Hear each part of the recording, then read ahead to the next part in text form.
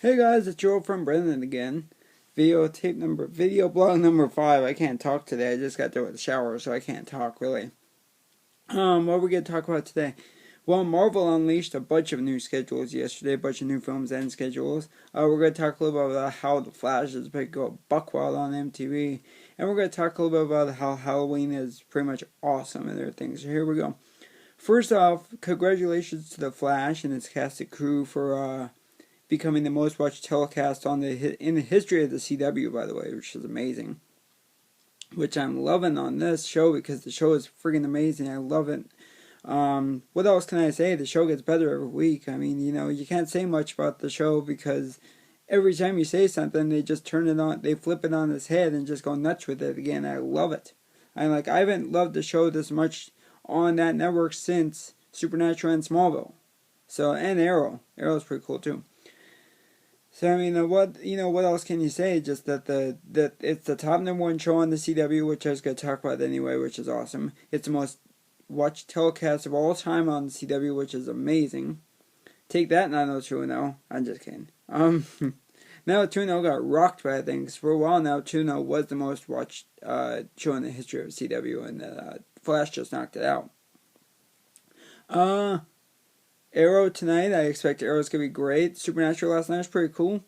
I thought they did a good job of bringing back a character from the past. No, I said it before, I'll say it again. I ain't spoiling stuff. So enjoy the show when you guys get to see it, because Supernatural and Flash last night were amazing. We're gonna have to wait another 2 weeks for a new episode of both those shows because next week is election day, so they're gonna take a week off so that the ratings don't get hit because most people will be at the polls or watching election coverage, which is cool. I know ABC is gonna show a history of Marvel thing or something like that next week, which we'll get to in a second there because Marvel just unloaded a slate of numerous movies and numerous casting yesterday as their Phase 3 just unleashed. And here are some of the ones we heard. Thor Ragnarok, which is Thor 3. Captain America 3 is now called Captain America the Civil War, which we were kind of looking forward to. There's some rumors it could be called Super Society, which I guess at the press conference it was being called for a while, and then they changed it, so it's pretty cool. Guardians of the Galaxy 2. Avengers 3 will be split up into 3 and 4. It's the Infinity War Parts 1 and 2, I believe is what it's called. Chadwick Boseman, I think his name is. He was in 42, and he's going to be playing the Black Panther, which is really cool in the Black Panther movie. Doctor Strange movie announced. Amazing Spider-Man 3 announced. Sinister 6. It's unofficial yet, but on another topic with Marvel, I have to say congratulations to Benedict Cumberbatch.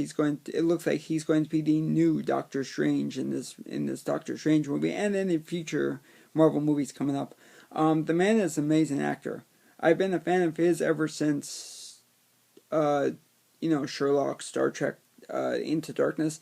He was amazing as the bad guy in that movie, and I mean he came in at the last moment because the actor they cast didn't want to do it after all, so he quit. Well, his loss, so, because Benedict Cumberbatch blew the place apart. Nice guy, fantastic sense of humor. I'm so happy to see he's going to play Doctor Strange because that's one of the most underrated characters of all time. What else can I say about this? I mean, he's a great actor, and there were other people up for the role. Supposedly Joaquin Phoenix was up for the role, and he turned it down. Look, if you don't want to do it because it's a 3-picture deal, that's cool. But then, it just means someone's got to come along and do it better. So I understand why Joaquin Phoenix didn't want to do it. That's cool, like I was saying. But, his loss is Benedict Cumberbatch is gaining in our game because he's going to do a fantastic job. He's got to blow the place apart with that. What else we got today?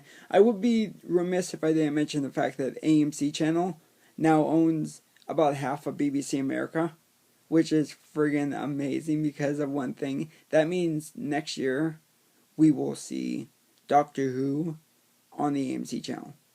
I think that's pretty much a given. AMC wants to show stuff like Doctor Who and Sherlock and Orphan Black and maybe even Top Gear on their channel. I know that they just canceled a load of their unscripted shows. I know that the only ones they're being brought back are Talking Dead and Kevin Smith's Comic Book Man. Those are being brought back. The rest of the scripted shows that were picked up are coming back. But Game of Arms is canceled, Freak Show is canceled, and Billy Corgan's wrestling show, which never made it to air yet, which was supposed to, is dead. So, and by dead I mean on AMC, that they won't be showing them. What they're gonna do is let them talk to other networks, which I think is really cool. And I think AMC is really nice about that. But I think that now that the fact that they did it makes a lot of sense, because now they're gonna have room to show stuff like Doctor Who and Sherlock on their network too, which is really cool. And I don't just mean the new Who, I mean like older Doctor Who too. And that's gonna be really cool too, because some of those older shows I haven't seen for years. They used to show them on PBS all the time, which is friggin' awesome. I think it's a great deal, and I thought at first, I'm like, oh great, they're gonna shut down BBC America and they're gonna cancel Doctor Who. No, at the reverse, they want to show all those shows, which is really friggin' cool, and I can't wait. So it's going to be really cool next year. I don't think we'll get it right away. I think it'll be next year around the summer, or next year around October and November. So as part of Fear Fest, we could always see Doctor Who episodes, because they have monsters and aliens and creatures in them, which is really cool. Matter of fact, I think they should go back to calling Fear Fest Monster Fest now, because they've started showing more monster movies and stuff down there. Like they were showing a bunch of stuff, and I'll get to that in a moment, which is one of the reasons why Halloween is my favorite holiday. But thank you again to AMC channel for wanting to show Doctor Who and all that good stuff. I mean, you're talking to one of the biggest Whovians of all time, one of the biggest Who fans of all time, and I can't wait to see it show up on there, so it's going to be really cool. Happy Halloween, everyone. Happy early Halloween.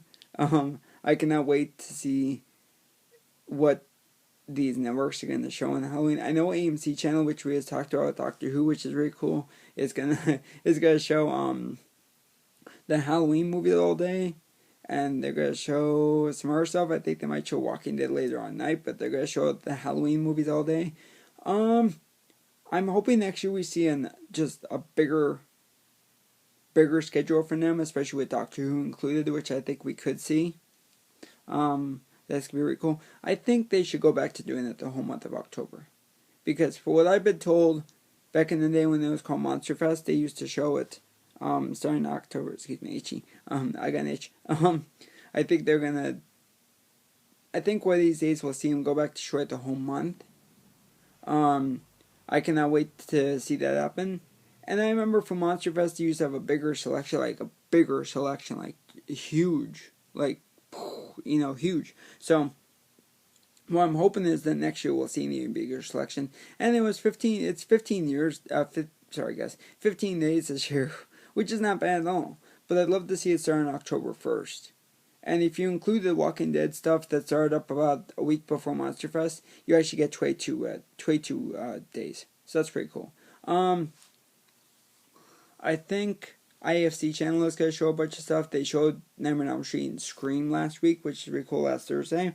MTV's been showing stuff. They showed Freddy vs. Jason. They showed some other stuff, which really makes me happy, because that's going back to their roots when MTV used to show Freddy and Jason and Michael and stuff like that, which is really cool. They need to do that again, because that's where the heart lies. That's where the heart lies. What else can I say about it? Halloween's my favorite holiday of all time. I guess I could say the top 3 horror movies I try and watch every Halloween. Number 3 is Dream Warriors. I'm in Elm Street 3 Dream Warriors. I love that movie. Best kills. Best Freddy liners. He was at the top of his game. Robert Englund was at the top of his game. And I mean, this guy is a genius no matter what. Excuse me. He was at the top of his game, and he is a genius no matter what, but it is friggin' awesome that he did Nightmare on Elm Street 3, and he loves it the most. I think I've read interviews where he loves that one and Part 4 and Part 1 the most, so which is really cool. And he loves them all, but those are his favorite ones, of course. I love it because, it's just Freddy at his best. The characters were good. They mixed new characters and old characters together and just came together so well. And that's really the first Freddy movie I ever saw on syndication back in Minnesota when they used to live there, which is really cool. Now it's barely even shown, which is really sad, because it's one of the best. It's one of the best pure Nightmare on Elm Street movies of all time. Patricia Arquette, Heather Langenkamp, so many good actors. Robert Englund, so many good actors, so many good effects, cool stuff. When he puts his head out at the TV and goes, "Welcome to prime time," you know what the word is. I'm not gonna say it. When he says that line, that's where I fell in love with the movie. I mean, that to me was the movie. And the Freddy Snake attacking Patricia Arquette was pretty fun and stuff. That's like, just, he was at the tip top of his game. I mean, my gosh, Robert Englund always brought it, but he brought it that time. And he was going nuts, and he was on the loose with that movie, and I loved it. I still love it today, and I still look for it today, too. So that's my third best movie I watch in Halloween.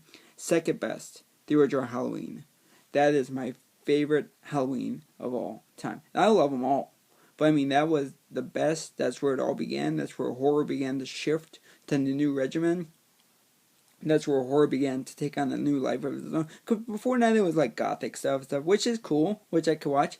But this brought a purity. It brought a purity to it, and I thought it was really cool. I mean, you never saw that. I mean, Michael Myers escapes from the institute, the asylum, and just goes buck wild. I mean, they said the best characters, and not only that, the best kills in this movie. Not only that, but I gotta say this: not a bloody movie.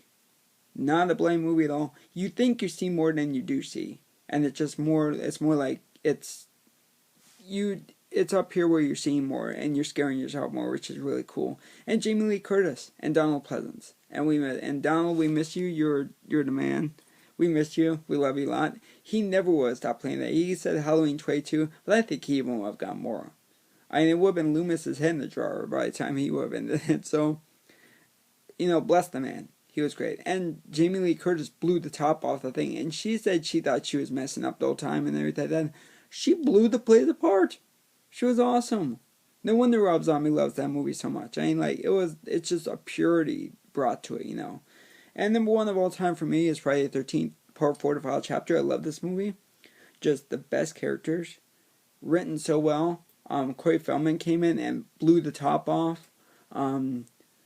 Humor was good. There are some lines on there I absolutely cannot say, but I love Axel, you're the Super Bowl of self-abuse. I love the computer. So, which I'm not going to go into depth about that, because those scenes are crazy. Crispin Glover was amazing, and it's a shame to see he doesn't talk about the movie more, because he was so good. Between this and Back to the Future, those were his key roles. I mean, he was amazing. He does great in everything he does. And people call him nuts and stuff like that. He's not nuts. He's just passionate about what he does. And I think he's a great guy.